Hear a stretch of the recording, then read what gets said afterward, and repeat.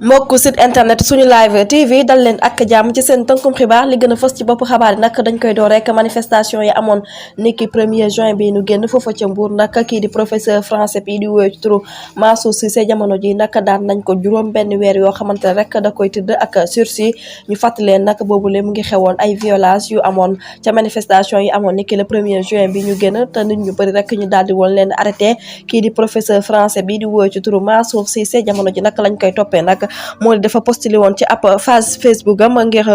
ñaax bu baax élèves yi ak enseignants ñu daal di génn ci mbedd mi nag daal di manifesté wu ci mbir mu nu mel jamono ji nag loolu lañ ko daal di kontaanee ba tey rek leneen loo xamante ne rek xew na ni ki tey ji rek foofu ca tribunal grande instance bu Mbour mooy ay manifestants yi nga xamante ne nag arrêté woon nañ leen foofu ca Ngeexoox ginnaaw buñ doorteen rek dañoo attaqué woon li nga xamante ne nag moom mooy gendarme bi daal di koy taal ci guddik ñaar jàpp ñetti fan ci weeru juin 2023 nag fukki nit ak juróom yooyu nag jamono ji nag bàyyi nañ leen ngir ñu dem fi nga xamante ne nag ñoom ñooy seen kër ñu fàttali leen nag fukki nit ak juróom yi kenn ki mi ngi tudd Malick Samb bàyyi nañ ko Ali Siré Ba Amadou Tall Amadou Bamba Ndiaye Serigne Khadim Ndiaye Ali Balde Serigne Alsane Seck Fall Sow Omar Ba Serigne Sali Fall Ngagne Ndiaye Amadou Sy Abdoulaye Sall ak El Hadj Samb ñoom ñëpp daal di nañ leen bàyyi ndax lañ leen doon toppee rek dañoo njort ne dara amul ci du ñàkk rek dinañ ci ñëw ci jotaayu xabaar yeneen jotaayu xabaar ñu leen di jaajëfal bu baax ci ànd bi ak safo bi leen fàttee abonné ba saale cloche de notification bi ngir amaata yeneen i information